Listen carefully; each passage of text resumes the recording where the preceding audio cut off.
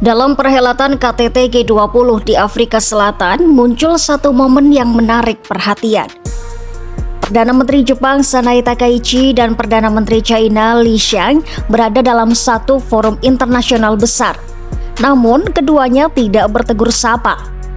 Tidak ada salam, tidak ada sapaan singkat, bahkan tidak ada pertemuan bilateral.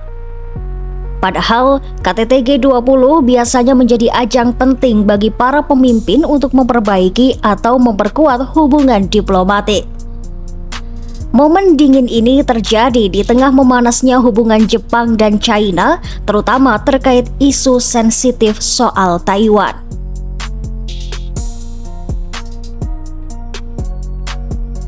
Ketegangan bermula ketika Perdana Menteri Jepang Sanae Takaichi menyampaikan pernyataan yang dianggap tegas bahkan provokatif oleh Beijing. Pada 7 November 2025, Takaichi mengatakan bahwa serangan China terhadap Taiwan bisa saja memicu respon militer Jepang. Pernyataan ini diartikan China sebagai sinyal bahwa Jepang siap ikut campur militer serta mendukung AS jika konflik Taiwan pecah. Beijing menyebut pernyataan Takaichi itu sebagai sinyal keliru yang melanggar garis merah China terkait Taiwan.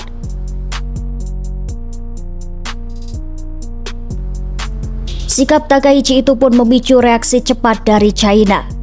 Beijing mengeluarkan peringatan perjalanan bagi warganya yang berencana ke Jepang dan melarang kembali impor sejumlah hasil laut Jepang. Ini bukan sekedar protes diplomatik biasa. Tindakan tersebut menunjukkan ketidakpuasan mendalam Beijing serta memberi tekanan ekonomi sekaligus politik kepada Tokyo.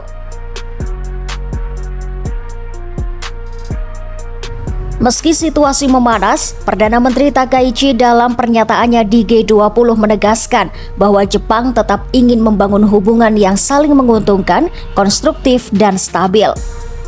Ia mengatakan Jepang terbuka untuk dialog di berbagai tingkatan. Namun ia juga menegaskan bahwa Tokyo tidak akan menarik ucapannya.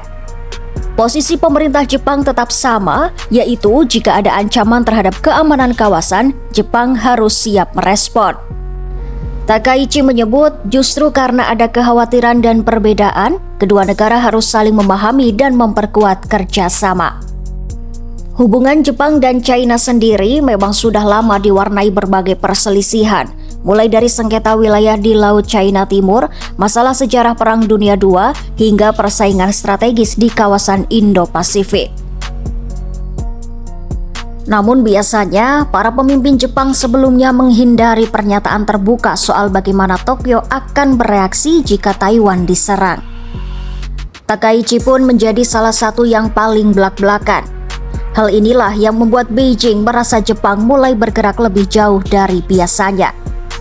Momen tidak saling sapa di G20 bukan sekadar drama diplomatik. Ini mencerminkan meningkatnya ketegangan di Asia Timur, hubungan Jepang-China yang semakin rapuh, dan sensitivitas tinggi isu Taiwan yang bisa memicu respons internasional. Apakah Jepang dan China akan membuka kembali dialog? Atau ketegangan ini akan terus berlanjut?